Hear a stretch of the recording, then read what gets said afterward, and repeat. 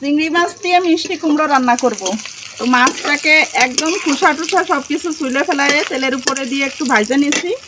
আর এখন দিয়ে দেবো একটু রসুন চেঁচা, মানে কাঁচামরিচ ফালি। এটা হচ্ছে আদা কাঁচা মিষ্টি কুমড়া।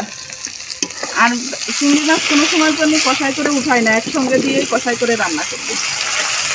যে ডিশটাই আমি চিংড়ি মাছটা মাখায় রাখছিলাম, এই যে সেই ডিশটা ধুয়ে একটুখানি পানি দিয়ে দিলাম কষাই করার জন্য। আর এটা করেই মিষ্টি কুমড়োগুলো সিদ্ধ হয়ে যাবে।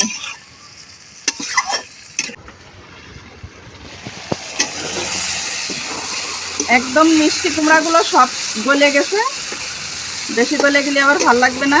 এখন দিয়ে দেবো ঝোলের পানি, ভালো লাগে।